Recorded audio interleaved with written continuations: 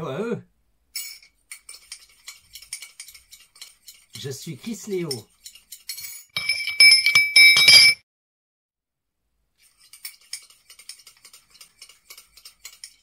Alors, aujourd'hui, je vais parler de mon second confinement.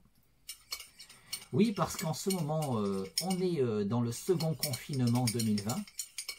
Lors du premier confinement 2020, j'avais fait quelques vidéos pour évoquer comment je vivais ce confinement. Et finalement, j'avais pas été motivé à faire des vidéos sur ce sujet pendant la durée de ce second confinement. Alors là, on est toujours en confinement. C'est vrai que ça s'est assoupli, enfin d'une certaine manière. Hein, je trouve qu'il y a quand même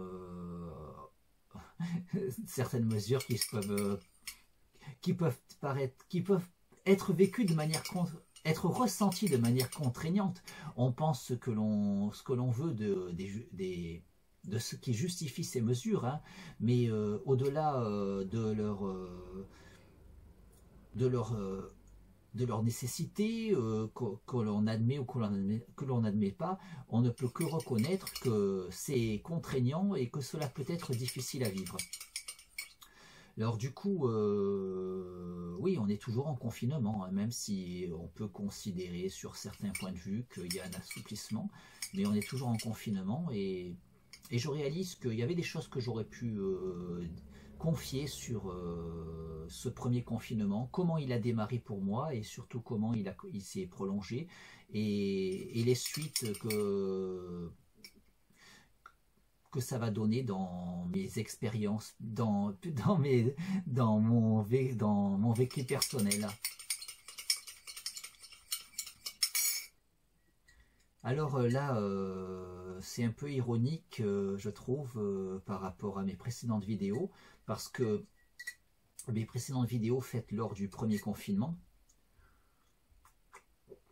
parce que pendant le premier confinement, la plupart du temps quand j'en parlais, que j'évoquais le confinement, je précisais toujours qu'on était en confinement et j'expliquais toujours ce qu'était le confinement, ce qui pouvait sembler bizarre parce que les gens qui regardent, a priori, doivent savoir, mais je pensais à la postérité parce que des sujets qui sont très actuels et que tout le monde comprend de quoi il s'agit, quelques années plus tard, même quand les personnes qui l'ont vécu sont encore là et retombent sur ce genre de sujet, il y a des personnes qui ne l'ont pas vécu, qui ne vont pas forcément savoir de quoi il s'agit. Tout le monde n'est pas au courant forcément de l'histoire. Je ne dis pas que c'est logique, que c'est une bonne chose de ne pas être au courant de l'histoire, mais c'est un fait. Il y a des gens beaucoup de gens, quand on leur évoque des anecdotes historiques, même quand ça s'est passé 10 ou 20 ans avant, il y a beaucoup de gens qui ne savent pas de quoi on parle.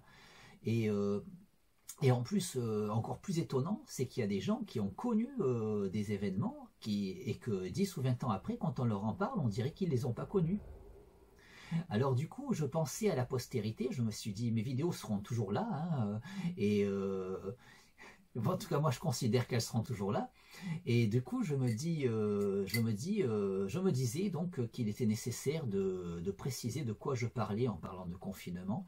Et c'est parce que je pensais donc à la postérité, à des gens qui pourraient tomber dessus dans l'avenir, à un moment où on ne saurait pas forcément de quoi il s'agit quand on évoque ce confinement.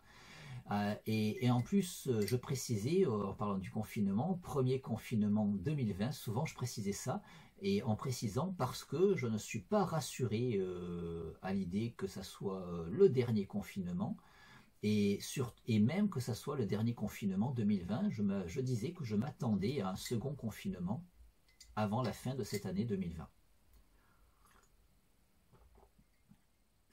Alors ceci dit, j'aurais vraiment préféré me tromper, j'ai aucune gloire à retenir du fait que je disais qu'à mon avis il risquait d'y avoir un second confinement, mais donc j'aurais préféré me tromper. Surtout que d'une certaine manière, certains peuvent considérer que je me suis trompé pour une autre raison.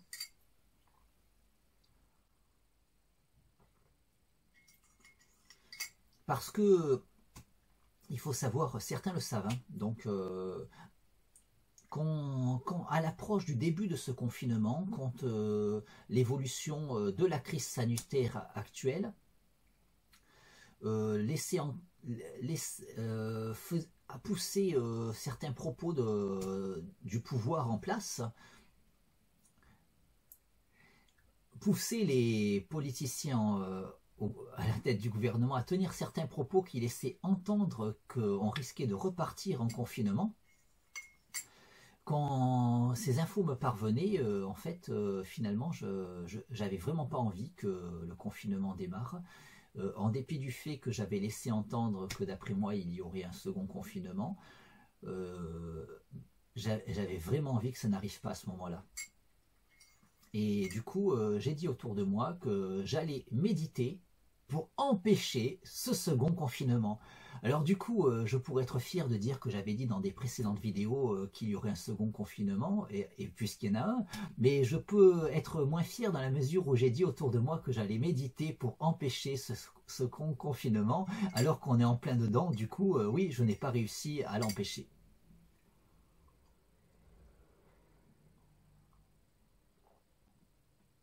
Oui, du coup, à ce niveau-là, d'une certaine manière, on pourrait dire que je suis tombé juste, mais d'une autre manière, non, puisque par la suite, je voulais vraiment empêcher ce confinement.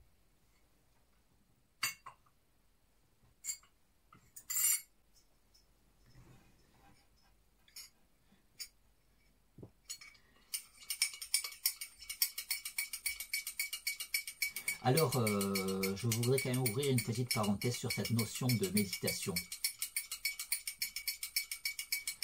Alors, oui, parce qu'il y a des gens qui sont dans des convictions mystiques, voire religieuses. Bon, les convictions mystiques ne sont pas forcément religieuses, hein, ça dépend à quoi elles sont connectées. Si elles sont connectées à un raisonnement ou si elles sont connectées à une foi.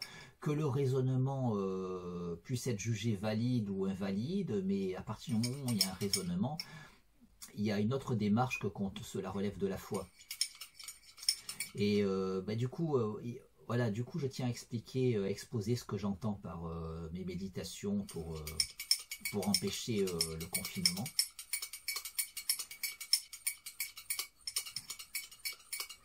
Alors, ça part de mes réflexions philosophiques. Dans mes réflexions philosophiques, bon, je vais devoir faire bref. Après, tous ceux qui veulent voir plus de développement, il y a la section philosophie sur ma chaîne où je partage certaines de mes réflexions philosophiques. Il y a aussi quelques vidéos où je suis plus large sur la philosophie pour expliquer ce que c'est la philosophie, donc au-delà de ce que je pense moi, ce que je pense entre guillemets, puisque je ne pense pas, car je ne décide pas des pensées qui s'imposent en moi. Ces pensées me traversent, je les ressens, elles m'assaillent souvent, mais je ne décide pas de ces pensées, je ne choisis pas ces pensées qui s'imposent en moi. Je ne suis donc pas l'auteur de ces pensées, même si a priori on ne sait pas d'où viennent ces pensées. Elles ne font que nous traverser et on ne fait que les ressentir et les exprimer. Donc, oui, je disais... tiens, j'ai perdu le fil de ces pensées qui me traversent.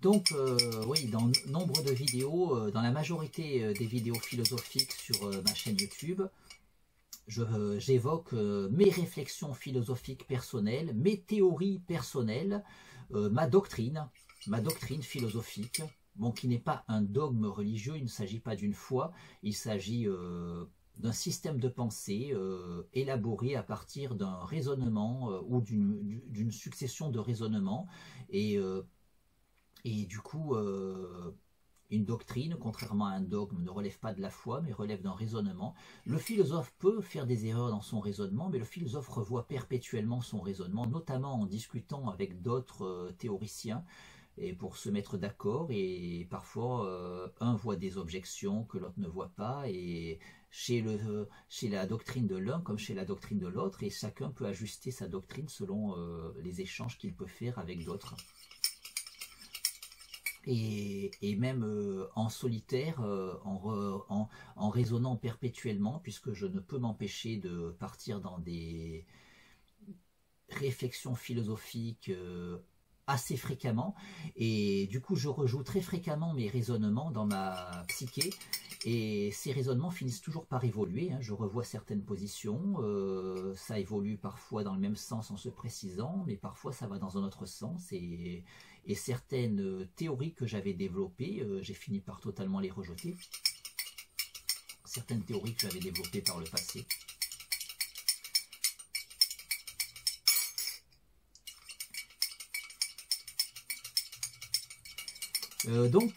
Voilà, donc dans la majeure partie de ces vidéos philosophiques, c'est donc mes théories que je développe. Mais dans certaines, je suis plus large, j'essaie d'exposer ce qu'est la philosophie dans un sens là, dans le plus largement possible, au-delà de ce que moi je considère en tant que philosophe, au-delà de mes théories et de ma doctrine. Toujours est-il que, pour faire bref sur ma doctrine qui a atteint des sommets métaphysiques hein, ces derniers temps, depuis quelques années même, hein, mais ça n'a pas toujours été le cas, je suis arrivé à une théorie du tout. Bon, ça fait très longtemps que je travaille sur ma théorie du tout, mais elle se précise de plus en plus. Et à un moment, elle était beaucoup moins métaphysique. Et là, c'est vrai qu'elle est devenue très métaphysique. Pareil, hein, il y a des gens qui sont assez allergiques à toutes les questions métaphysiques. Comme à l'opposé, il y a ceux qui sont dans un mysticisme fanatique. Et je dirais, pour paraphraser Bouddha, il me semble que c'est Bouddha qui est censé avoir dit ça, que la voie n'est pas dans les extrêmes, c'est la voie du milieu qu'il conviendrait de prendre. Et j'aime bien cette idée de la voie du milieu. Et en tout cas, pour ma part, ça me chagrine quand il y a des ces extrêmes me chagrinent. Aussi bien ceux qui sont allergiques à toute métaphysique. Ça ne me gêne pas qu'il y ait des philosophes qui développent des théories dans lesquelles il n'y a pas de réalité métaphysique. J'ai aimé lire certains ouvrages de tels philosophes, mais je peux être d'accord sur d'autres considérations. On ne va pas rejeter en bloc un philosophe et les écrits qu'il a produits parce qu'on n'est pas d'accord avec une de ses conclusions. Et même si je n'étais pas d'accord avec l'ensemble de ses conclusions, je respecte toujours tous les philosophes en tant que tels parce que le vrai philosophe, il est engagé dans une démarche sincère. Hein, et même s'il n'arrive pas aux mêmes conclusions que moi, c'est intéressant pour moi de lire pourquoi et il est arrivé à d'autres conclusions. Mais dans les gens que je côtoie autour de moi, ou les gens qui ne sont pas philosophes et qui ont juste des opinions, et c'est-à-dire c'est pas des réflexions qui les ont poussés à considérer que la réalité est telle ou telle, c'est juste des sortes, des émotions, un ressenti. Et du coup, vu qu'ils ne sont pas dans un raisonnement et qu'ils s'acharnent à rejeter en bloc sans vouloir même écouter le raisonnement, ça c'est ça qui me chagrine. Quand la personne elle est dans un raisonnement et qu'elle a des arguments contre, je respecte totalement, même si ces arguments vont aller contre les miens. Mais quand la personne, alors que moi j'ai des arguments, on peut trouver que mes arguments sont contestables. Mais justement, dans ce cas-là, il faut les écouter et m'expliquer pourquoi on les trouve contestables. Mais quand la personne n'écoute même pas les arguments et dit je ne suis pas d'accord parce que la métaphysique ça n'existe pas, voilà, et c'est juste, elle est juste dans un ressenti émotionnel, elle a décidé que ça n'existait pas. De la même manière hein, que dans le fanatisme mystique, quand tel livre saint, saint entre guillemets, je sais pas, ouais, je crois qu'on dit livre saint, aurait déclaré que la Terre était plate, voilà, et que du coup la personne, même si un scientifique lui prouve que la Terre est plutôt sphérique, ben, la personne elle a décidé que le scientifique avait tort. Voilà, mais du coup c'est deux extrêmes en fait. Mais la vraie démarche rationaliste, ben, elle consiste à se fonder dans la raison, quelle que soit la question à laquelle on s'intéresse. Qu'il s'agit d'une question métaphysique ou d'une question plus terre-à-terre, plus pragmatique. Alors, bon, je vais essayer de faire bref sur mes théories. Du coup, mais oui, je veux surtout développer parce que pour en venir à expliquer pourquoi j'évoquais la possibilité de méditer pour empêcher le confinement. Alors oui, je ne voudrais pas que les allergiques à toute théorie quelque peu mystique se disent allez on quitte là, il va délirer, alors qu'ils n'ont pas entendu le raisonnement qui me pousse à développer cette théorie, parce que je ne suis pas dans une foi, c'est un raisonnement qui m'a poussé à considérer qu'il était possible d'agir sur les choses avec sa volonté. Alors, ce raisonnement, ouais, je ne peux pas m'étendre des heures. À la rigueur, ceux qui veulent en savoir plus, il faut regarder un peu toutes les vidéos qu'il y a dans la section philosophie sur ma chaîne. C'est vrai que je l'ai survolé, le raisonnement, hein, parce qu'il est beaucoup plus développé dans des écrits que je n'ai pas encore partagés. J'en ai partagé quelques-uns sur Facebook, notamment, aussi sur Instagram. Les quantités de textes étant plus limitées sur Instagram, j'ai pas pu mettre mes textes les plus développés, mais j'ai pu quand même en mettre sur Instagram. J'ai essayé sur Twitter, évidemment, sur Twitter, j'ai dû vraiment mettre les réflexions les plus concises, et du coup, on peut pas aller dans un développement vraiment suffisant de son argumentaire. Mais sur Facebook, je me suis davantage lâché dans le partage de ce genre de théorie. Sinon, j'ai aussi mis certains textes sur mon Tipeee. Il y a le lien en fin de vidéo pour aller sur mon Tipeee. Il y a aussi le lien en description de vidéo, ceux qui sont curieux et qui veulent me lire sur Tipeee. Alors oui, je ne vais donc pas trop m'étendre, mais en regardant toutes les vidéos philosophiques sur ma chaîne YouTube, en se concentrant bien et en faisant les connexions entre les différentes vidéos, on pourrait voir un développement de la théorie que je vais tenter de développer le plus brièvement possible ici. Alors voilà, la théorie.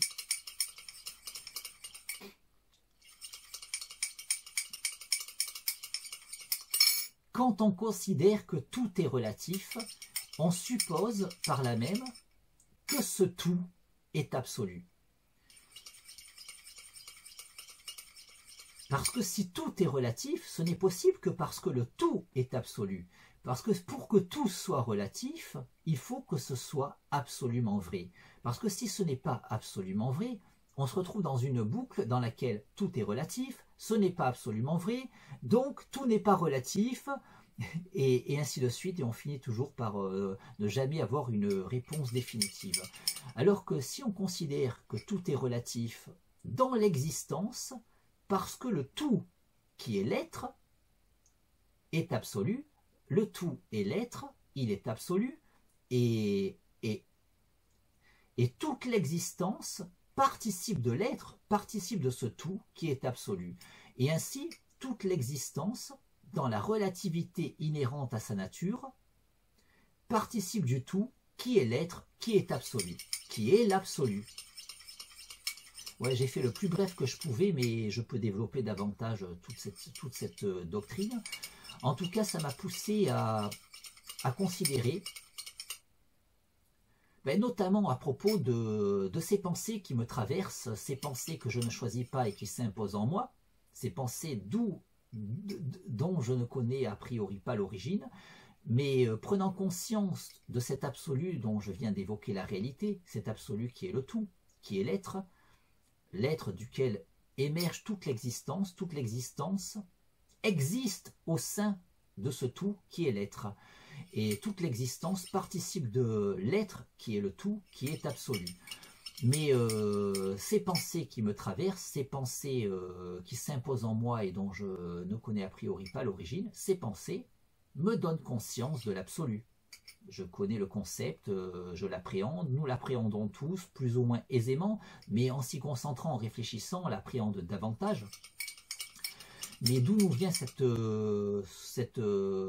connaissance de ce concept, aussi superficielle que cette connaissance puisse être? Cette connaissance nous vient de ces pensées qu'on ne choisit pas, puisque personne ne choisit ses pensées, tout un chacun, nous avons des pensées qui nous traversent sans les choisir. Et c'est justement parce que ces pensées, dont on ne connaît pas l'origine, émergent de l'absolu. Et c'est parce que ces pensées, nos pensées, enfin ces pensées qui nous traversent, ce n'est pas nos pensées, ces pensées qui s'imposent en nous, ces pensées qui s'imposent en nous, nous donnent conscience de l'absolu, nous donnent connaissance de l'absolu, parce qu'elles émergent de l'absolu.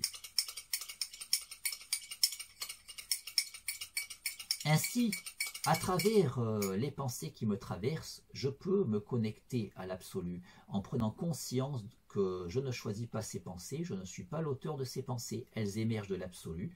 Et du coup, au fond de moi, au fond de ces pensées que je ressens, il y a l'absolu. Mais en même temps, l'absolu, je dis au fond de moi, mais on baigne totalement dedans, on émerge de l'absolu, dans la mesure où l'absolu est l'être, il est le tout, et toute l'existence participe de ce tout qui est l'être, participe de l'absolu. Ainsi, j'en suis arrivé à la conviction qu'en m'harmonisant au maximum avec cet absolu, en prenant autant conscience que je pourrais en prendre conscience, je pourrais agir sur mon environnement, agir sur moi déjà parce que je suis plus ou moins, on peut dire, une sorte de tout en devenir, tout évolue en moi, ma psyché, mon corps, tout évolue en moi, et du coup, et en ayant conscience de cet absolu duquel émergent ces pensées qui s'imposent en moi, et en travaillant, en méditant, en m'harmonisant avec cet absolu, je peux agir sur ce tout qui me définit. Bon, j'ai beaucoup plus d'arguments pour expliquer, et expliquer aussi les méthodes pour agir sur ce tout, mais je ne vais pas trop m'étendre. Alors du coup, je médite. Ah pareil, méditer. Méditer, ça a deux sens. Il y a le sens le plus connu du grand public, qui est le sens oriental, il s'agit de... le sens qui relève des disciplines orientales. Et ce sens-là n'est pas le sens que je chéris le plus, mais finalement, je me suis réconcilié avec ce sens-là. Et du coup, le fait que... Parce que finalement, l'existence des deux sens devient intéressante dans la philosophie que j'ai développée depuis peu. C'est-à-dire que dans le sens qui est un héritage des disciplines orientales, le mot méditer, le mot méditation est connecté à cet exercice de concentration que l'on peut faire justement pour s'harmoniser avec le tout, par exemple. Et du coup, le mot méditer est connecté à ce genre d'exercice de concentration. Le mot méditer rime presque avec... Le mot méditation rimerait avec concentration selon les disciplines orientales. Mais il faut savoir que... Oui, le mot méditer presque il rimerait avec... voudrait dire faire le vide de l'esprit, selon ces disciplines orientales aussi. On pourrait aussi l'entendre comme ça. Mais paradoxalement, initialement, le mot méditer vient de notre vocabulaire occidental. Et dans le registre occidental, le mot méditer relève plutôt de la réflexion. Par exemple, le philosophe Descartes a écrit un livre qui s'intitule « Méditation métaphysique ». Il ne parle pas d'exercice de concentration, il parle de réflexion philosophique. Même s'il s'intéresse à des questions métaphysiques, il s'agit de réflexion philosophique. Et méditation veut dire réflexion. Et il y a beaucoup de gens dans le grand public qui ne savent pas que méditation, à la base, veut surtout dire réflexion. Et d'ailleurs, dans méditation, il y a la racine que l'on retrouve, cette racine, très peu de gens connaissent. Évidemment, dans les sphères intellectuelles, on connaît, mais dans le grand public, et très peu de gens connaissent. Et on m'accuse parfois d'inventer ce mot, mais ce mot, je ne l'ai pas inventé. C'est le fameux mot média, qui n'a rien à voir avec les médias, genre la presse. Par exemple, quand on parle des médias, on dit la presse écrite, la presse télévisée, on dit les médias. Non, ça n'a rien à voir. Là, c'est média avec un T. Il y a le mot média sans T. Le mot média, à rapport, désigne ce qui se passe lentement en prenant son temps. Et le mot média est beaucoup plus connu dans son opposition. Quasiment tout le monde doit connaître l'opposition du mot média, mais sans réaliser que c'est l'opposition d'un mot que le plus grand nombre ne connaissent pas. Le mot opposé à média, c'est donc la négation de média. Et la négation de média, c'est immédiat. On rajoute IN mais comme le IN est devant un M, ça devient IM. Et donc immédiat est la négation de média. Alors immédiat, c'est de suite, média, ça prend son temps, c'est pas de suite. Et en fait, le philosophe, comme il raisonne, il prend son temps dans le raisonnement, il y a une démarche lente où on organise vraiment la pensée pour bien poser les idées et bien développer les argumentations. Ben, c'est dans la pensée médiate. Ce phénomène se passe dans la pensée immédiate, à l'opposé de tout ce qui est instinctif rapide, qui est dans la pensée immédiate. Et du coup, le philosophe fait son exercice dans la pensée médiate, et le mot méditation vient de ça, la pensée médiate. La méditation, chez le philosophe, c'est une organisation de la pensée médiate, c'est de la réflexion. Mais étrangement, le mot méditation a été connecté à ces disciplines orientales qui vont dans le sens inverse, c'est-à-dire qu'on ferait plutôt le vide, on enlèverait toute réflexion pour se concentrer, s'apaiser, faire le vide dans son esprit, et du coup aller plutôt dans la pensée immédiate. Et dans ce cas-là, on devrait parler d'imméditation.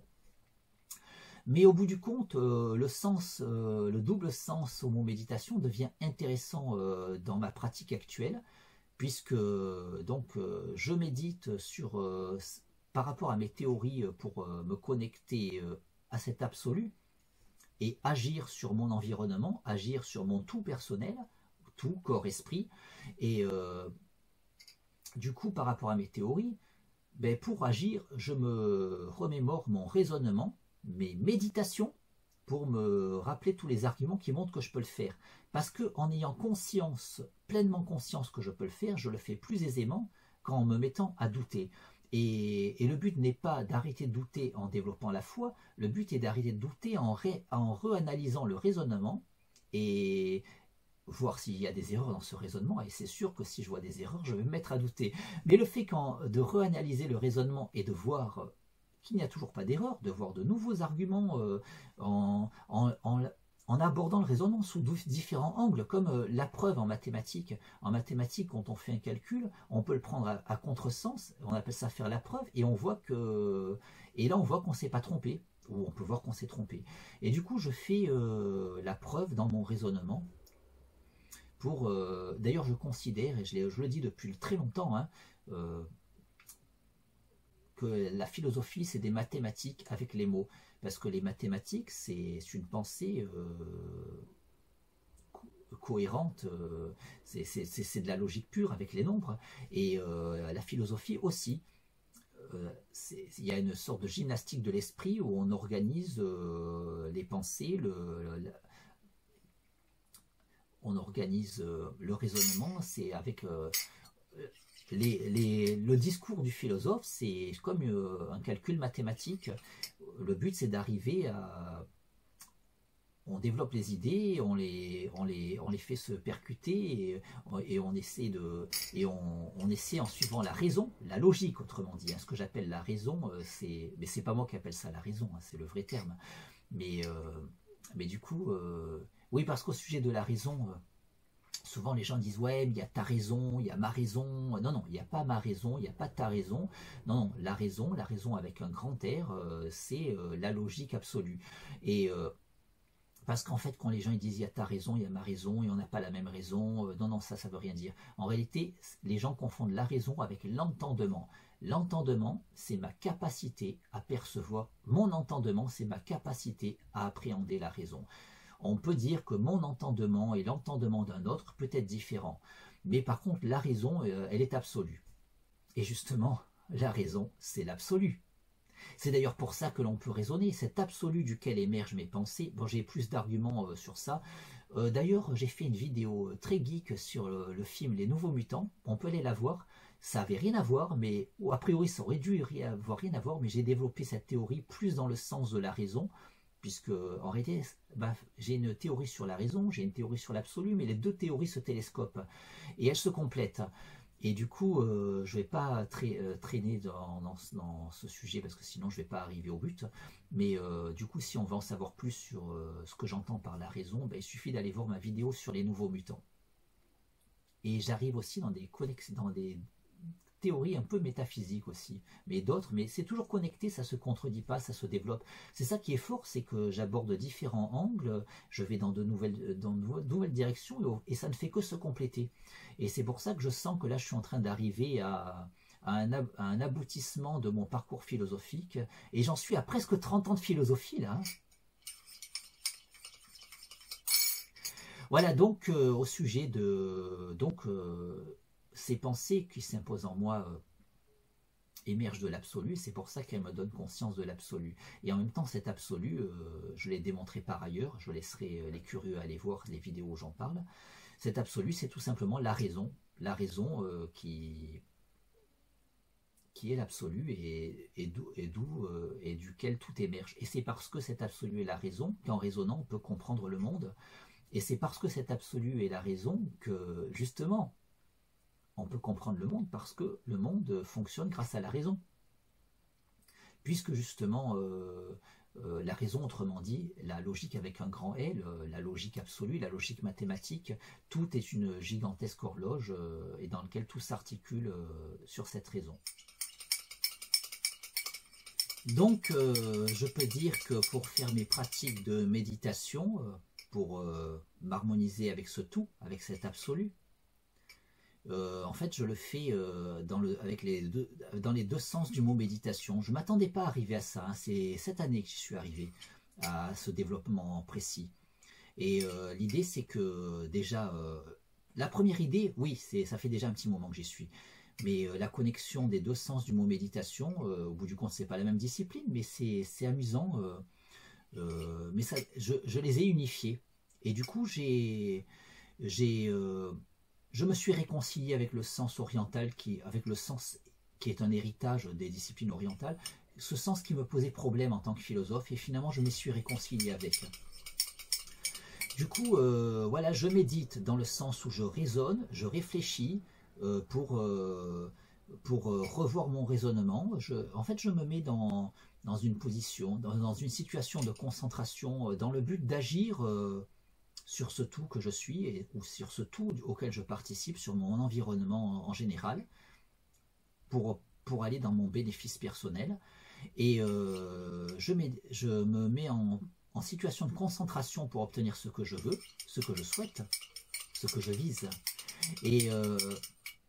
Et pour le faire, je me remémore mon raisonnement, je revois toutes les étapes, je l'aborde sur différents angles, et du coup je médite, du coup dans le sens je raisonne, je réfléchis, et avec la conscience de ce que je veux obtenir, et dans la mesure où je vois que à chaque fois que mon raisonnement est juste, du moins pour l'heure il me paraît juste, et du coup le fait de constater chaque fois ça, je me sens, au niveau de ma conscience, je me sens d'autant plus capable par ma volonté d'agir sur ce que je veux agir, puisque le raisonnement ne fait que me confirmer que je peux. Le fait que le raisonnement me confirme que je peux et que je suis, au moment où je le fais, concentré pour obtenir ce que je veux, eh bien, je réalise que cette concentration, c'est la méditation dans l'autre sens du terme. Du coup, je fais les deux méditations en même temps. C'est-à-dire que je me concentre sur ce que je veux obtenir, et en le faisant, je raisonne sur ma théorie qui démontre que je peux obtenir ce que je veux par cette concentration. Du coup, je médite dans le sens où je rejoue le raisonnement, et je médite dans le sens où je me concentre pour obtenir ce que je veux.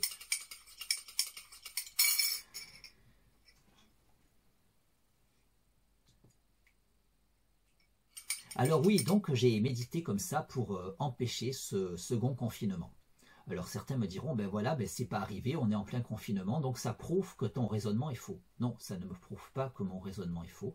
D'autres me diront, ça prouve que c'est impossible d'agir sur les événements. Non, ça ne prouve pas que c'est impossible d'agir sur les événements.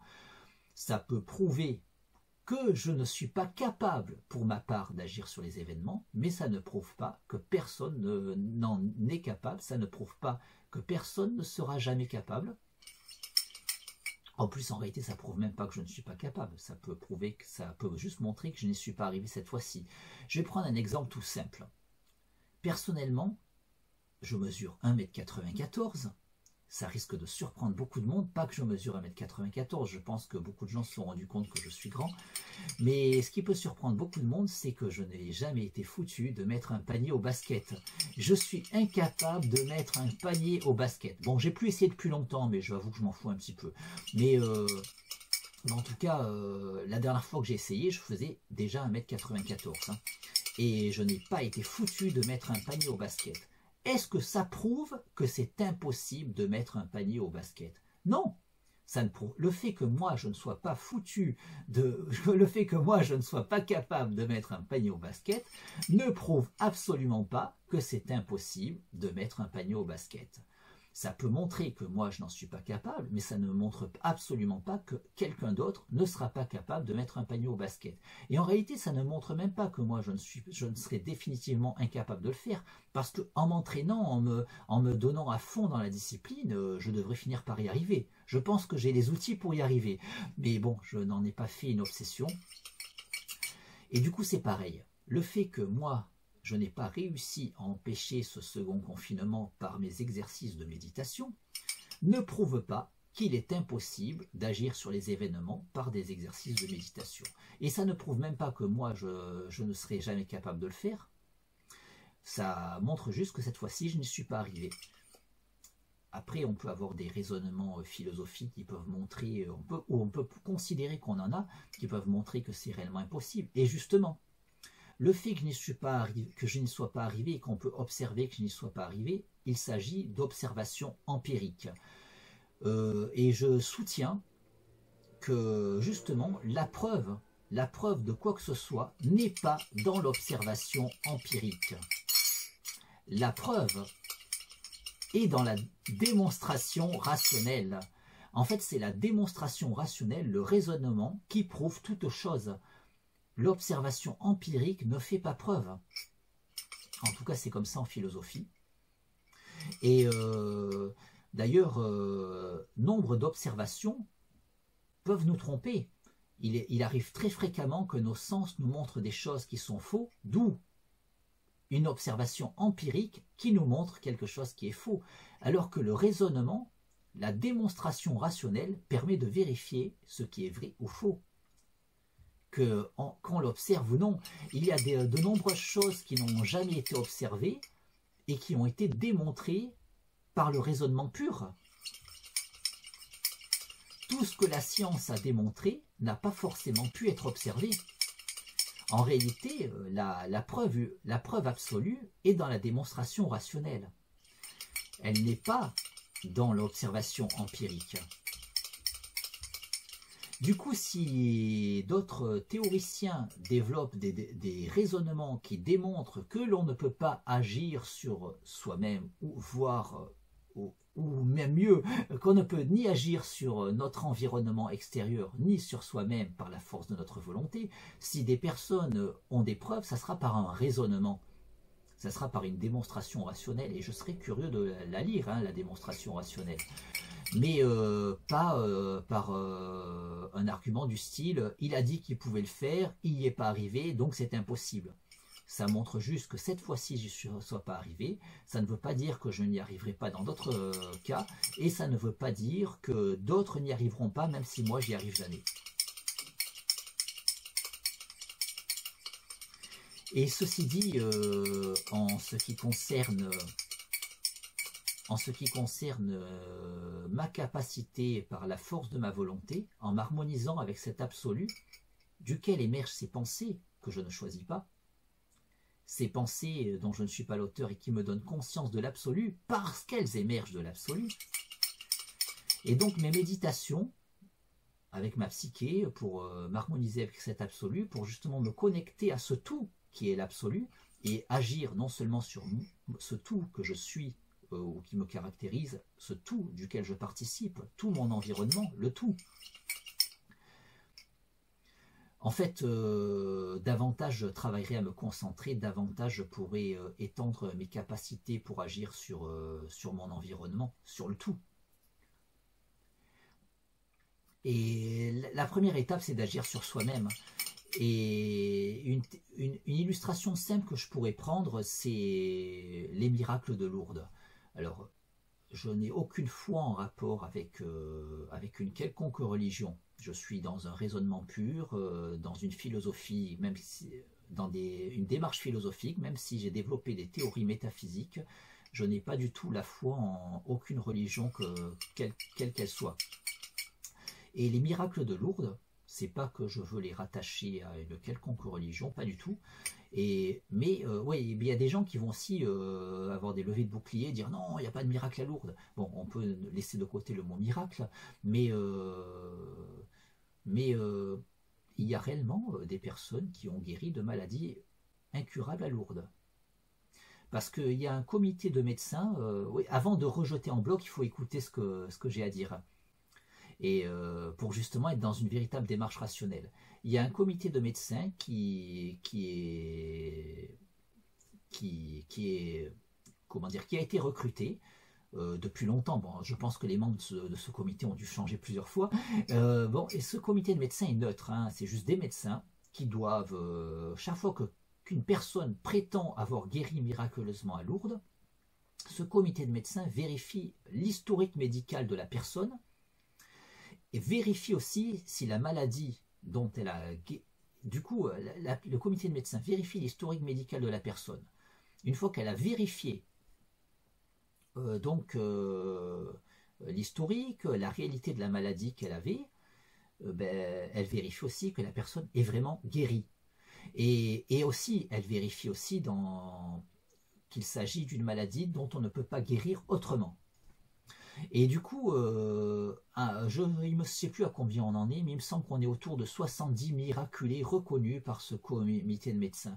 Alors quand on dit miraculés reconnus, ça ne veut pas dire que les médecins mettent vraiment l'étiquette miracle. Ils reconnaissent que ces personnes avaient une maladie incurable, une maladie dont on ne guérit jamais, et que ces personnes sont venues à Lourdes, et après être venus à Lourdes, ont guéri. Voilà, c'est ça que ces médecins reconnaissent, mais ils n'affirment pas que c'est la Vierge Marie qui les a guéris. Jamais les médecins vont dire ça, et moi je ne dirai pas une chose pareille non plus. Mais dans ma théorie de cette connexion à l'absolu duquel émergent nos pensées, j'y vois une illustration, une illustration empirique, hein, bien que je considère que l'empirisme ne fait pas preuve, mais puisque le grand public aime bien avoir une illustration empirique. Alors, du coup, mon idée, ma théorie sur cette question, c'est que ces personnes-là qui ont guéri, bon, elles ne sont pas très nombreuses, avec le nombre de gens qui vont tous les ans à Lourdes. Après, il doit y avoir d'autres personnes qui ont guéri, mais elles ont dû guérir de choses qu'on pouvait guérir autrement, et du coup, ils ne les ont pas reconnues, les médecins. Ils ont reconnu les cas les plus extrêmes, et ils ont bien fait. Mais ces personnes qui ont guéri, à mon sens, ce n'est pas la Vierge Marie, ni une quelconque entité qui les a guéris, à mon sens. À mon sens, ces personnes-là, elles avaient tellement la foi que le lieu sacré auquel elles allaient les guérir, le lieu sacré entre guillemets, hein, je ne prétends pas que ce lieu soit réellement sacré. Donc elles avaient tellement cette foi que dans leur psyché, ces pensées qui s'imposent dans leur esprit, ces pensées qui émergent de l'absolu, leur foi, leur volonté a agi sur ce tout qui les caractérise au point de les guérir. Du coup, d'une certaine manière, elles se sont guéries elles-mêmes. Voilà, c'est ma théorie. C'est exactement ce que je veux faire par mon travail de méditation, pour agir sur ce tout que je suis, sur ce tout auquel je participe, mon environnement.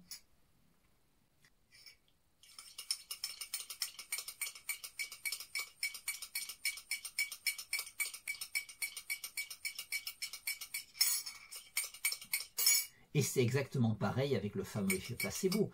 Les médecins savent que des fois, en donnant un médicament à une personne, un médicament qui en réalité n'a aucun principe actif, un médicament qui n'est donc pas un médicament, ce qu'on appelle un placebo, et parfois en donnant donc un placebo à un malade qui est réellement malade, hein, parce que les gens ont vite fait de penser qu'il s'agit d'un malade imaginaire. Non, non, il y a des gens qui sont vraiment malades.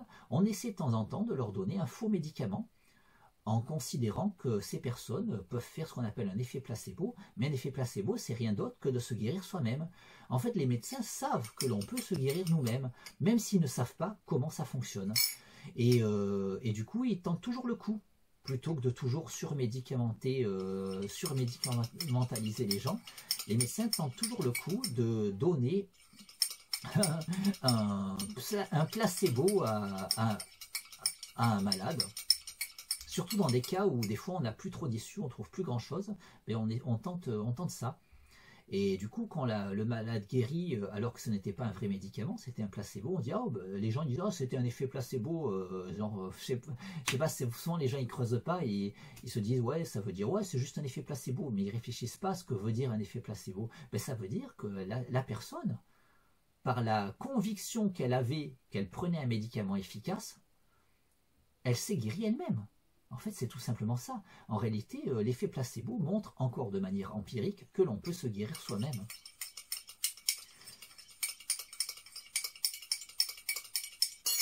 Alors oui, on pourrait dire qu'il y a des limites, mais dans ma théorie, il n'y a pas de limite, puisque l'on puise dans l'absolu, et l'absolu est infini et éternel.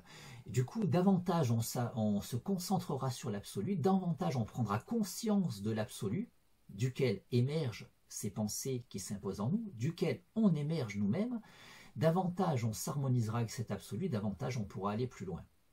Mais c'est un exercice très difficile, c'est un exercice de longue haleine, c'est un exercice que moi je fais au quotidien.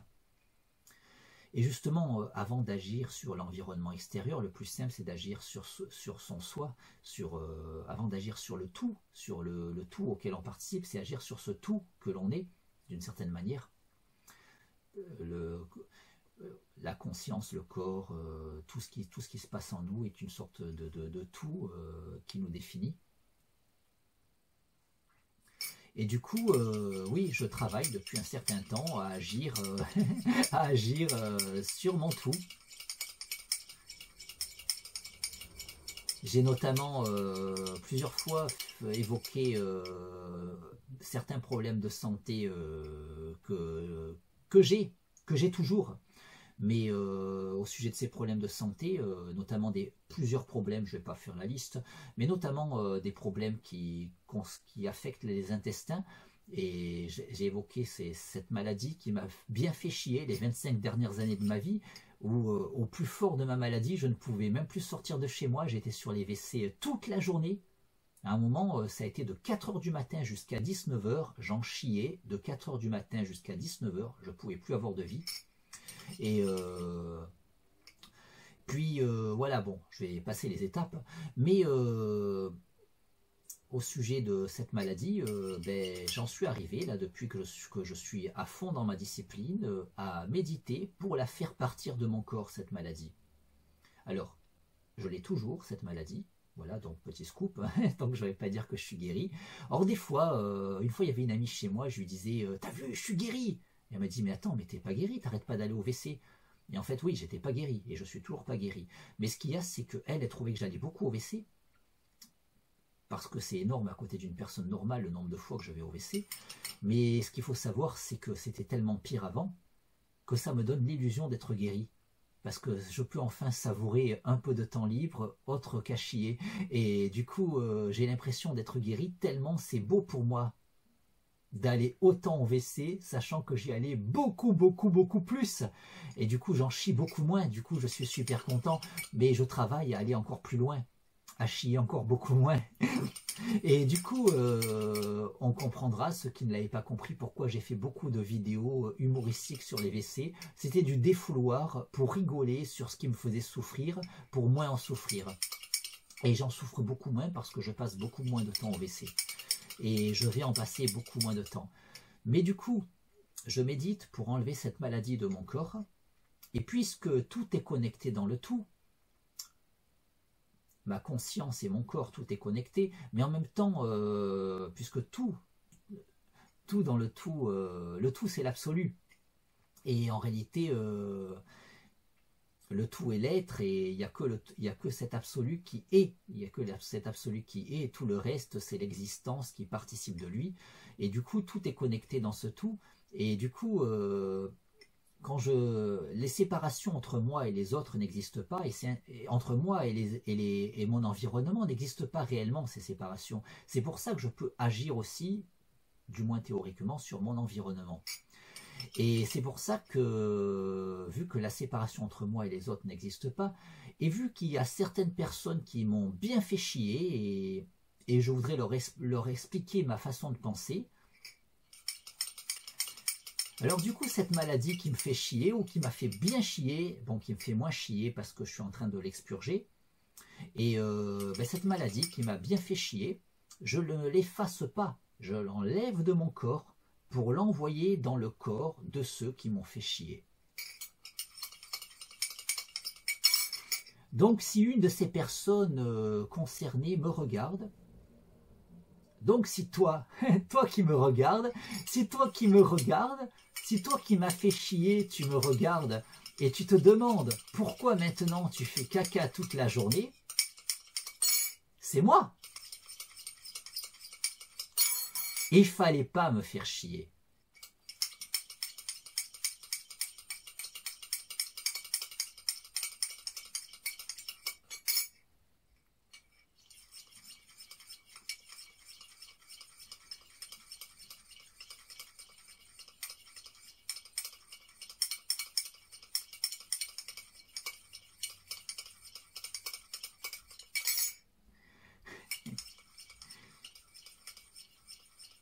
Voilà donc au sujet de cette théorie, voilà, je vais revenir au fait du confinement. Voilà, je voulais à la base méditer pour empêcher ce confinement. J'y suis pas arrivé. Euh, je ne devais pas être assez en harmonie avec ce tout, en harmonie avec l'absolu. Et puis c'est vrai que selon le vécu, il y a des jours où je me sens plus en harmonie, parce que des fois, les choses que tu vis autour de toi, des gens qui t'emmerdent parfois, que tu croises dans la rue et qui t'emmerdent, ben, ça peut te mettre en état de développer des contrariétés qui te mettent en état moins optimal aussi pour méditer. Et bon, si vraiment tu t'harmonises bien, ça ne peut ne plus t'atteindre hein, aussi, mais bon, c'est pas évident.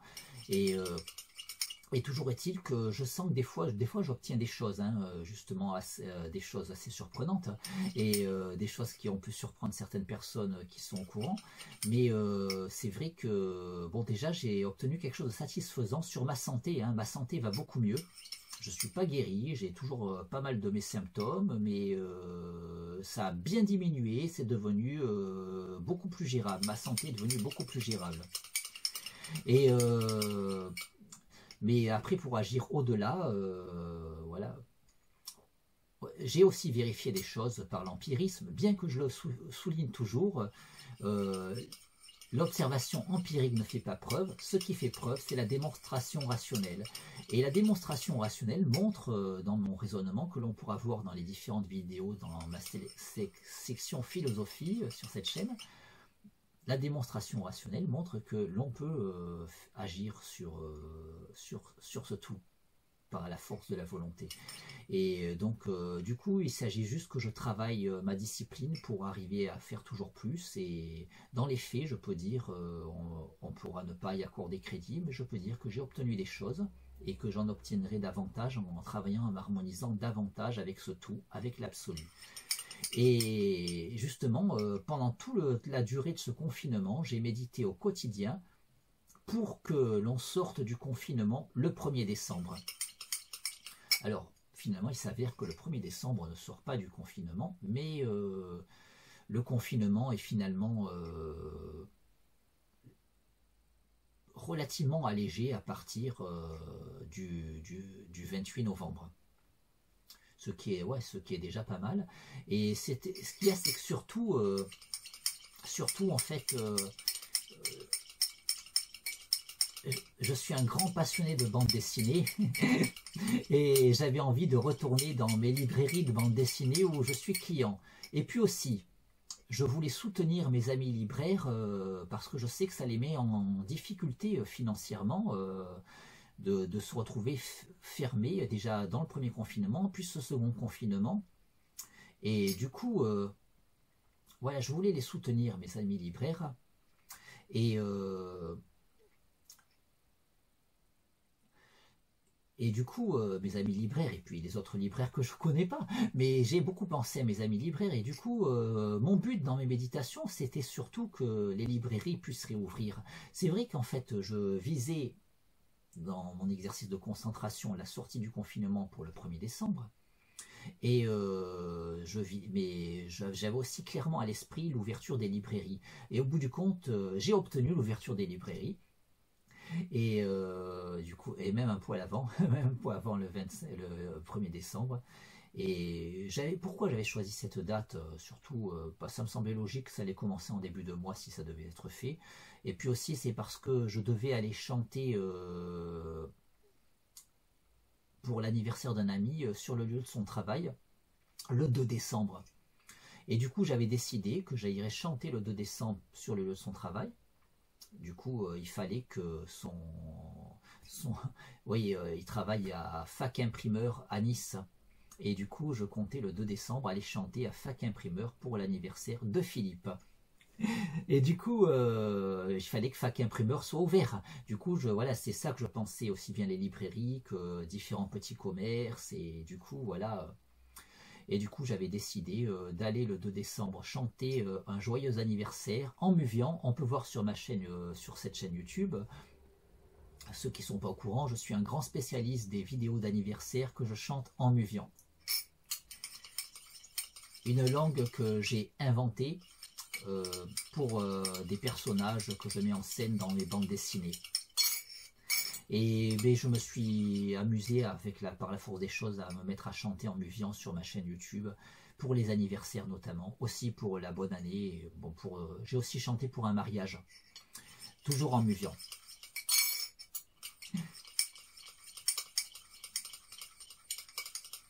Donc j'avais décidé que j'irais chanter pour l'anniversaire de Philippe à Fac Imprimeur le 2 décembre. Du coup j'avais décidé qu'on sortirait du confinement, je me suis dit logiquement la veille, le 1er décembre, et que ces commerces seraient ouverts. Bon, on ne sort pas du confinement, mais ces commerces sont ouverts. Du coup, je vais retourner en ville, à Nice. Moi j'habite à Carros, c'est bon, une petite ville dans la dans la banlieue de Nice, et une petite ville, oui, excentrée, quelque peu excentrée par rapport à Nice. Et oui, parce qu'en transport en commun, rien que l'aller-retour en transport en commun, ça prend presque 3 heures. Du coup, c'est bon, moi qui me déplace pas en voiture, voilà, du coup, il faut comprendre. En voiture, l'aller-retour, c'est 40 minutes en gros, hein. Mais voilà, du coup, ouais, donc je vais donc en profiter pour aller faire ma provision de bande dessinée, retourner faire des achats bande dessinée chez les libraires où je suis client, chez mes amis libraires, mais je vais choisir d'y aller le 2 décembre. Oui, c'est vrai que je vais probablement poster cette vidéo après, hein, du coup ceux qui se demandent, voilà, mais ouais, parce que bon, ouais, c'est pas forcément le temps de faire le montage et tout ça, voilà, mais parce que pour moi le temps passe très vite, hein, c'est vrai que je suis assez dépassé par tous mes projets, j'ai du mal à faire tout ce que je voudrais faire.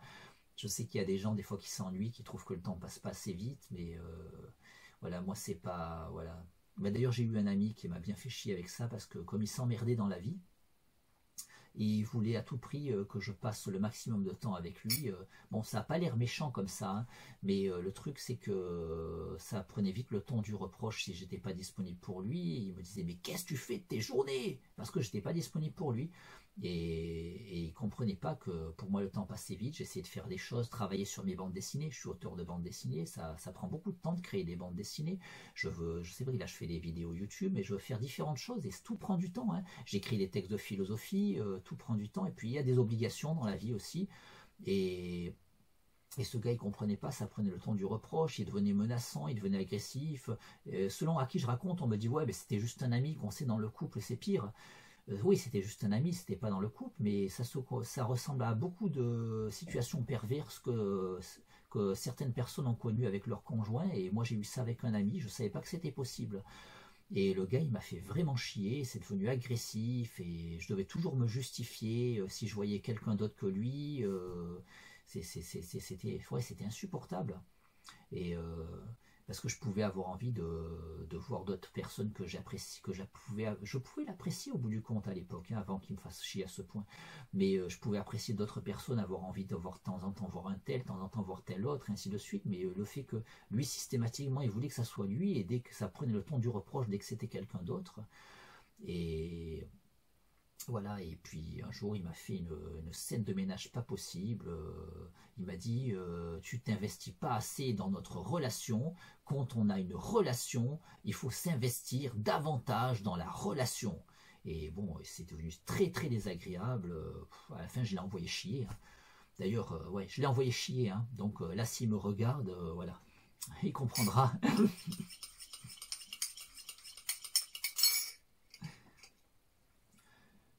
Voilà, donc il y a des gens comme ça, ouais, ce gars-là il devait s'emmerder dans la vie et du coup il fallait que je l'aide à passer le temps parce qu'il savait pas quoi faire de ses journées. Et même si ça n'a pas l'air méchant, mais voilà, mais le truc c'est qu'il m'a bien fait chier de me faire des reproches comme ça et de me harceler moralement pour que je lui donne un maximum de mon temps. Mais toujours est-il qu'au-delà de ce genre d'histoire, voilà, je sais, je prends conscience qu'il y a des gens qui s'ennuient et bon, c'est triste pour eux. Je ne vais pas les juger, mais c'est quelque chose que je ne comprends pas parce que je ne me suis jamais ennuyé dans ma vie. Le temps passe trop vite pour moi, j'arrive pas à faire tout ce que je veux faire et j'aimerais des fois que le temps passe moins vite. D'ailleurs, j'ai des projets, hein, dans mon travail de méditation, hein. Ça, c'est quelque chose que j'ai pas encore partagé, mais je vais dire juste l'étiquette que je donne à ce projet, c'est le projet Bulle d'éternité.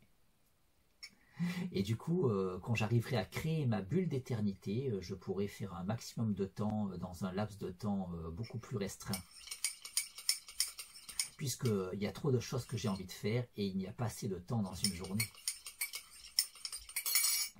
Et donc, voilà, je ne juge pas les gens qui s'ennuient, mais c'est triste pour eux. Mais voilà, mais sachant que ces personnes-là existent, que des personnes sont confrontées à l'ennui, c'est pour ça que je tiens à préciser que c'est quelque chose que je ne connais pas, que je ne m'ennuie jamais, que le temps passe trop vite pour moi et que j'arrive pas à faire tout ce que je voudrais faire. Et c'est pour ça que là, je fais ce témoignage là devant la caméra. Je parle que j'irai chanter le 2 décembre à Nice. Donc je prendrai le transport en commun, le bus, puis le tramway pour aller de Carrosse à Nice. Aller chanter à Fac Imprimeur pour l'anniversaire de Philippe qui travaille à Fac Imprimeur le 2 décembre.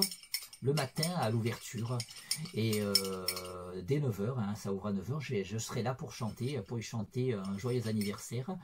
Et je dis ça, mais là je filme pendant que la caméra filme maintenant, c'est pas encore arrivé, mais à mon avis, je vais pas avoir le temps de faire le montage avant, du coup, à mon avis, la vidéo sera postée après. Du coup, ceux qui verront la vidéo comprendront pourquoi j'évoque un événement pour le 2 décembre et que ça sera posté probablement après.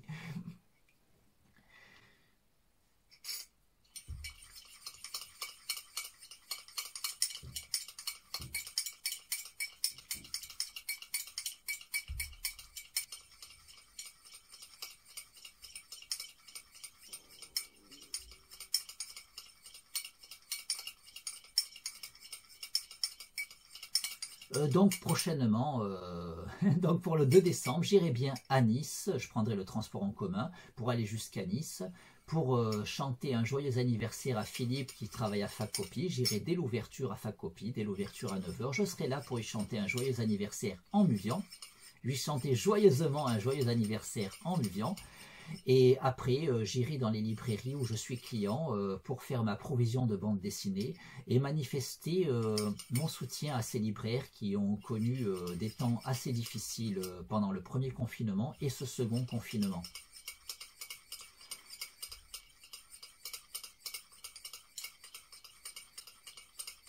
Oui, il faut dire que voilà, le gouvernement il a pris certaines mesures pour empêcher la propagation du virus ou pour freiner cette propagation.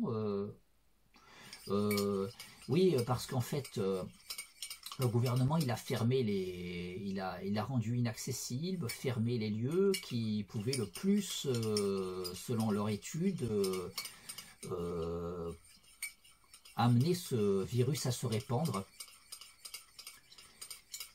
Du coup, les grandes surfaces sont restées ouvertes, alors que ces petits commerces comme les libraires, par exemple, et d'autres, hein, ont dû fermer. parce que le gouvernement a dû constater que le virus était particulièrement vicieux. C'est-à-dire que c'est un virus qui est l'ennemi de la culture. Parce qu'en fait, étrangement, les supermarchés qui sont habituellement toujours bien plus bondés que les librairies de bande dessinée notamment, hein. Moi, je vais dans les librairies de bande dessinée depuis l'adolescence. J'ai jamais vu beaucoup de monde dans une librairie de bande dessinée. En tout cas, j'en ai jamais vu une proportion comparable à celle que l'on voit dans un supermarché. Et du coup,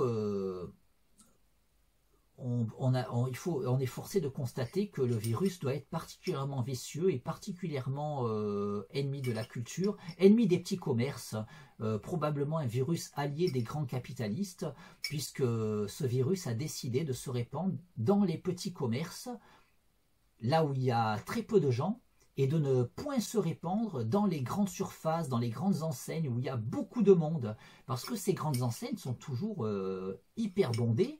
Et en plus, j'ai pu vérifier qu'elles étaient encore plus bondées pendant le confinement, puisqu'on avait le droit d'y aller, et les gens avaient encore plus peur du manque, et y allaient bien plus qu'à l'ordinaire. Du coup, on s'est retrouvé avec des supermarchés super bondés, des supermarchés bien plus bondés que d'ordinaire, et on s'est retrouvé avec la fermeture des petits commerces, comme les librairies, les salons de coiffure, parce que justement, le gouvernement s'est rendu compte que ce virus était très vicieux et qu'il se répandait plutôt là où il y a très peu de monde que dans les supermarchés super bondés. Parce qu'en fait, ce virus est tout simplement l'ennemi des petits commerces et l'allié des grands capitalistes. C'est un virus super vicieux.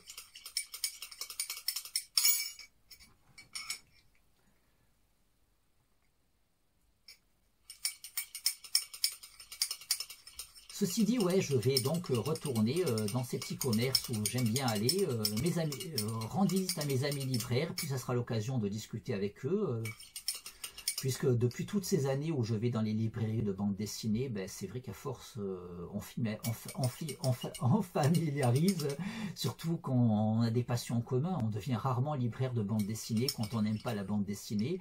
Moi, je suis un grand passionné de bande dessinée, je suis auteur de bande dessinée et passionné de bande dessinée, et beaucoup de libraires, normalement un libraire bande dessinée, je pense que s'il ouvre une librairie de bande dessinée, c'est qu'il est passionné de bande dessinée. Parfois, certains avaient aussi des ambitions d'auteur de bande dessinée avant d'ouvrir une librairie. Moi-même, je m'étais souvent dit que si j'avais pas eu les problèmes de santé que j'ai eu et si j'avais pas réussi à percer dans la bande dessinée, j'aurais très bien pu choisir d'être libraire de bande dessinée. En plus, je m'y connais pas mal, hein. Du coup, il m'arrive souvent quand je suis dans les librairies de bande dessinée, parfois, je vois une personne qui cherche quelque chose et il se trouve que selon ce qu'elle dit à voix haute, je me mets à la conseiller et parfois la personne elle croit que je suis libraire. Et bon, et en tout cas la personne, une fois que je lui ai dit que je suis pas libraire, elle est très contente, elle me remercie chaleureusement, hein, parce que parfois j'arrive à conseiller une personne par rapport à quelque chose qu'elle veut offrir. Donc c'est assez amusant. Ouais, c'est un environnement que j'aime beaucoup. Du coup, je vais y retourner, ça va me faire plaisir, ça va me changer les idées. C'est vrai que c'était un peu minant d'être cloisonné comme ça, condamné à résidence.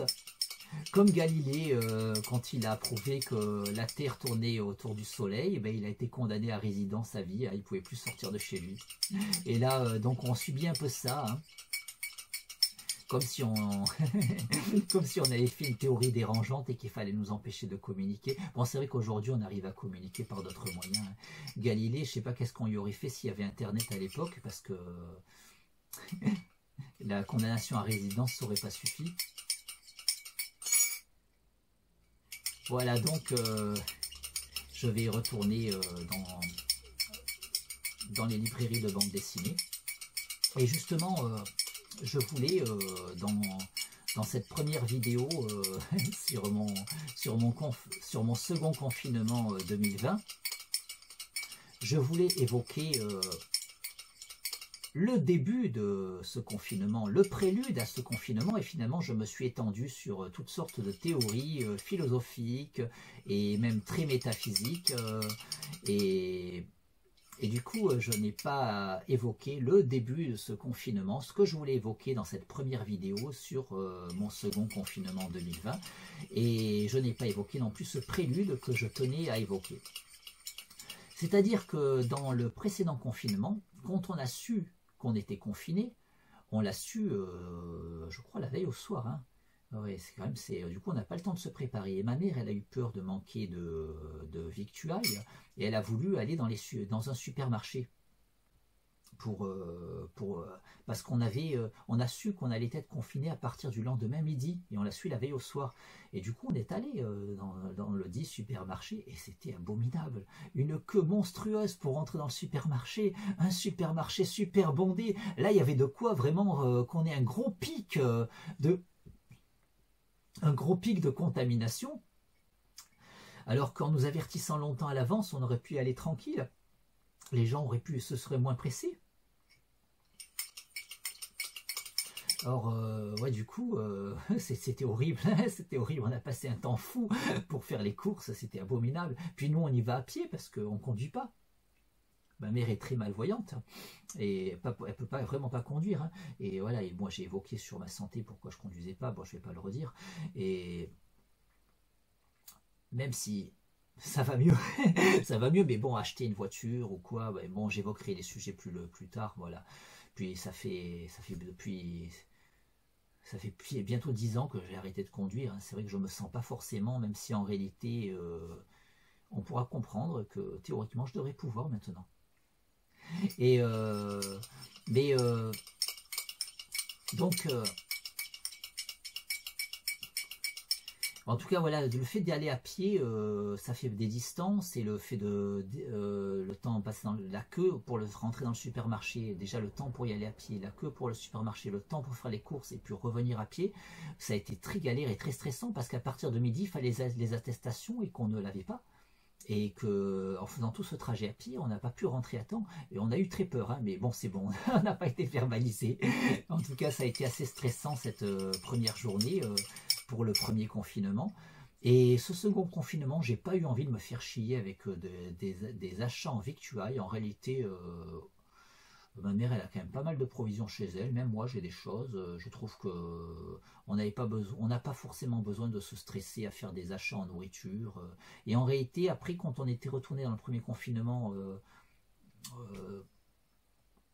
comme ça, faire des courses dans le supermarché, c'était même moins pire en réalité. C'était le premier jour qui était terrible. Il fallait pas y aller le premier jour en fait. Hein.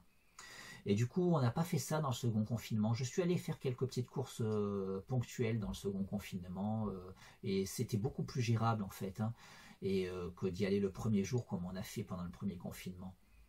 Et bon, je dis pas que c'est bondé, hein, bien plus que les librairies de bande dessinée, hein, mais c'est plus gérable. Alors, du coup, le premier jour, j'ai pas voulu faire ça. Bon, c'était pas vraiment le premier jour, c'était la veille. La veille, dès que j'ai su qu'il y avait le confinement, ben, j'ai pris le bus très tôt, après le tramway, pour continuer le trajet, parce que j'ai un long trajet d'abord en bus, après en tramway, pour faire Carros-Nice. Et puis, j'ai décidé d'aller dans mes librairies de bande dessinée. Donc, la veille du confinement, c'est ce que j'ai fait. Alors j'y suis allé avec ma mère parce que ma mère devait récupérer son téléphone qui était en réparation chez un réparateur de téléphone, parce que ben, on s'était dit aussi en cas de est-ce qu'il va avoir le droit d'ouvrir le réparateur, je ne savais pas, peut-être qu'il était ouvert après, hein, je ne sais pas, je ne me suis pas renseigné, mais on a préféré récupérer le téléphone à temps avant le début du confinement. Et du coup, ah oui, mais là on a fait une exception, on n'est pas allé en bus et en tramway, ce qui fait 1h, 1h20 de trajet quand on y va en bus et en tramway. On a pris le train. Bon, par contre, on a un long trajet à pied pour aller prendre le train. Mais on n'a pas peur de marcher, ma mère et moi. On est des gros marcheurs. On fait des choses qui surprennent certaines personnes au sujet de la marche. Puis en plus, ma mère a bientôt 70 ans. Du coup, ça surprend encore plus quand les gens savent ce que ma mère fait à pied. Mais déjà, ça surprend quand moi, je dis ce que je fais moi. Mais bon, il y a beaucoup de gens de mon âge, voire moins âgés que moi, qui ne feraient pas ce que je fais moi à pied. Et j'en fais de plus en plus. Ce qu'il y a, c'est qu'on pourrait dire avec les années, on en fera de moins en moins. Moi, j'en fais de plus en plus. Et même ma mère en fait de plus en plus, puisque ce que je fais moi, elle le fait aussi. Donc, elle n'en faisait pas autant quand elle était moins âgée. Du coup, on n'a pas peur, on va prendre le train, on y va à pied. C'est une certaine distance, mais on fait bien pire hein, quand on peut marcher. Là, on a été limité à cause du confinement, mais quand on peut marcher, on fait bien pire.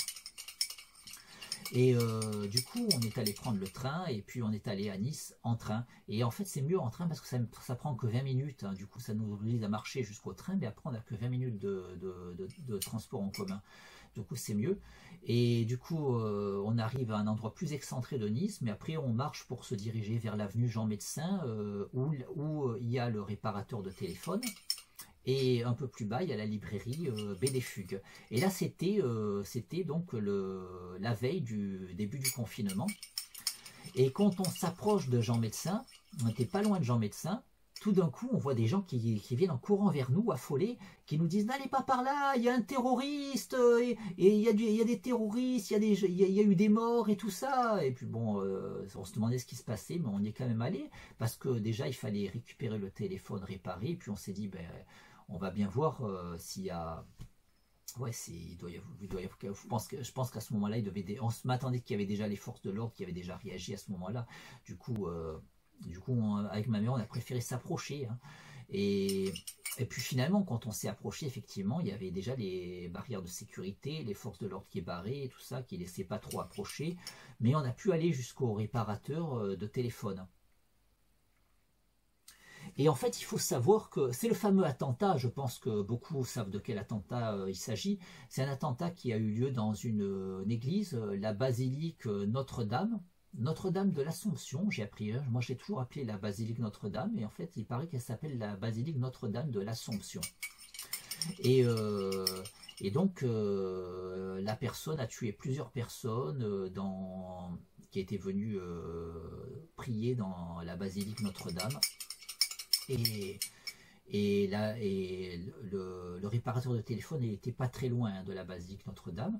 Et ce qu'il y a, c'est que derrière la basilique Notre-Dame, il y a la librairie BD Fugues, où justement j'avais décidé de me rendre. Et du coup, j'ai voulu aller à BD Fugues avant d'aller au réparateur de téléphone. Et du coup, avec ma mère, on a regardé si on pouvait s'approcher. Et on voyait les flics qui barraient beaucoup. Et on a pensé monter une c'était sur la basilique Notre-Dame et sur l'avenue Jean Médecin, la librairie BD Fugues derrière. Il y a une petite rue au début de Jean Médecin qui permet d'aller derrière. En fait, j'ai pas vraiment fait attention si la rue était bloquée. Je m'attendais, c'était bloqué pour Jean Médecin, mais j'avoue sur le coup, j'ai pas vraiment fait attention. Mais on est monté sur la perpendiculaire à Jean Médecin qui s'appelle l'avenue Thiers. Et pour prendre une perpendiculaire un peu plus haut pour passer derrière. Et en fait, en prenant cette perpendiculaire par derrière et retourner pour après arriver à BD Fugues par un autre chemin, finalement on s'est retrouvé barré, parce qu'on ne pouvait pas y aller. Mais après coup, j'ai vu que la première petite rue que j'ai pas prise était ouverte. Mais peut-être qu'elle a été ouverte après coup, je ne sais pas si elle était ouverte de suite. Mais alors sur le coup, après on est allé, sur le coup on a cru qu'on ne pouvait pas aller à BD Fugues et du coup on est allé au réparateur de téléphone. Et après le réparateur de téléphone, ma mère elle avait elle était fatiguée, elle avait envie de rentrer et du coup, mais on a décidé d'aller manger quelque part et on est allé manger un kebab un peu plus haut. On est remonté plus haut sur le prolongement de Jean Médecin, d'où on venait en fait, en direction de la gare en fait. Hein. Et avant d'arriver à la gare, on s'est arrêté et on a mangé un kebab.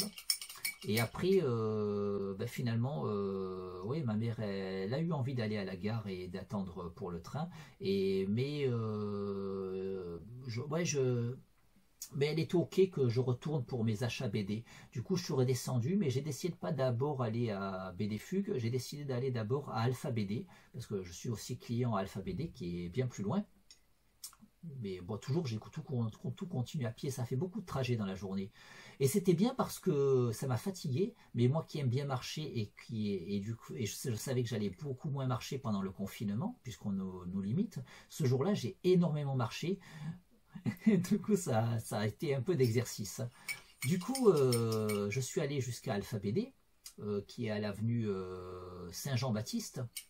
Bon, c'est sûr, ceux qui ne connaissent pas, ils ne visualisent pas, mais c'est loin de où on était à pied, hein, ça fait une bonne distance. Et puis là, alors que je suis Alpha BD, je reçois un texto d'un ami qui qui habite plus haut en France, plutôt plus proche de Paris, et qui me dit, qui me donne les détails de l'acte de... Enfin, c'est pas drôle, mais c'est ce qui m'amuse, c'est de recevoir ça, parce que je savais pas exactement ce qui s'était passé à la basilique Notre-Dame. Et je reçois les informations pour cet ami par texto. Et bon, là, j'y ai pas répondu de suite, mais quand je lui ai dit après au téléphone que finalement j'étais pas loin, ouais, ça l'a fait halluciner en fait. Hein. Enfin, je suis arrivé un poil après l'attentat en fait. Hein. Et voilà, et Alpha BD, j'apprends ça. Alpha BD aussi, il m'évoque l'attentat qu'ils ont appris justement à ce moment-là. Et puis après, bon, après, finalement, après Alpha BD, j'ai remarché, je suis retourné à la gare où j'ai retrouvé ma mère. Et puis, bon, ma mère a vu que j'étais frustré de ne pas avoir pu aller à BD Fugue. Et j'évoquais que je me demandais si maintenant c'était, je savais pas si ça avait été ouvert si c'était ouvert au moment où on est passé, qu'on n'a pas regardé pour la première petite rue. Je sais pas si ça a été ouvert quelque temps après, mais à l'heure qu'il était, je me disais que les flics ils ont dû relâcher un peu. Et puis du coup ma mère elle m'a dit écoute je t'attends, tu y vas. En plus j'étais très chargé parce qu'en fait j'ai pris vraiment beaucoup d'achats à Alpha BD. Je me suis vraiment fait super plaisir, hein, c'était jour de fête. C'est vrai que ça me frustrait ce confinement, du coup j'avais décidé de me faire vraiment plaisir, j'ai pris beaucoup de choses à Alpha BD. Et du coup j'étais très chargé, donc c'est bien que j'ai laissé tout ce que j'ai acheté, j'ai eu du mal à marcher de Alpha BD jusqu'à la gare, c'était lourd, mais on se rend pas compte, mais les livres c'est lourd, c'est du bois. Hein. Et du coup j'ai marché d'Alpha BD jusqu'à la gare, en haut de Borriglione, c'était très l'avenue Borriglione. Et du coup c'était très lourd. Et du coup bon, c'est bien que j'ai pu tout laisser à ma mère parce qu'au moins je suis allé à BD Fugue léger, j'ai remarché direction BD Fugue. Effectivement la petite rue que je supposais ouverte, qui était peut-être ouverte dès le départ en fait, était ouverte. Je suis allé à BD Fugue et voilà, du coup j'ai un peu parlé avec mes amis libraires, voilà. Et donc du coup ouais, ils étaient assez dépités de la situation du confinement, tout ça, et minés aussi par l'attentat qui a eu lieu pas loin de chez eux, de leur lieu de travail, juste peu de temps avant qu'ils ouvrent. Donc voilà, c'était assez catastrophique. Et du coup, voilà, on a un peu parlé et tout, voilà, évoqué la situation, voilà. Et puis et les difficultés que tout cela crée, hein, suscite. Puis bon, après finalement, bon, ma mère m'attendait, je voulais pas trop traîner quand même. Du coup, j'ai pris ce que j'avais décidé de prendre. J'étais encore super chargé. Heureusement que j'avais laissé à ma mère le reste, pris à Alpha BD. Et je suis remonté à pied jusqu'à la gare. Très chargé, j'ai encore eu du mal à marcher. Je me suis bien fait les bras, hein. Je me suis fait les jambes et les bras ce jour-là. Et j'ai marché jusqu'à la gare et puis après on a pris le premier train qui est arrivé. Et voilà, donc... Et ouais, finalement, heureusement que je n'étais pas seul parce qu'en fait, au bout du compte, j'aurais pas réussi à porter tout seul, donc ma mère, elle m'a aidé à porter. Voilà. Et du coup, je me suis dit que j'avais beaucoup de lectures pour le confinement, hein, avec toutes les BD que j'ai achetées. Et puis finalement, oui, je me suis dit, bon, j'avais laissé tout dans les sacs, des beaux sacs, on m'a gâté en sac, on m'a donné des sacs plus beaux que d'habitude. Et puis j'adore quand les sacs sont beaux, ça devient un peu collector. Hein. Et je me suis dit, pendant le confinement, je vais déballer tout ça, me faire plaisir et regarder tout ça. Ça va me changer les idées, me faire penser à autre chose que cette situation un peu difficile, assez difficile à vivre et qui mine le moral en fait. Hein, qui plombe le moral. Et du coup, j'avais décidé de déballer tout ça dans le courant du confinement pour me changer les idées. Voilà, là, j'avais eu le plaisir de revenir avec tout ça et quelques jours plus tard, j'allais déballer tout ça. Voilà. Puis je me suis dit que j'allais avoir beaucoup de lectures pendant le confinement, mais en fait, j'ai toujours pas eu le temps de déballer tout ça et je n'ai rien lu de tout ce que j'ai acheté ce jour-là. Mais bon, je vais le faire, hein. Mais du coup, voilà, ce que j'ai décidé là maintenant, c'est dans le prochain épisode de cette série sur mon second confinement, dans le prochain épisode, je vais déballer tout ça devant la caméra.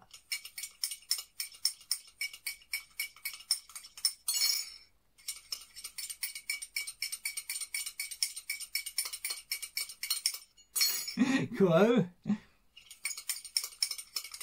À bientôt! Koae.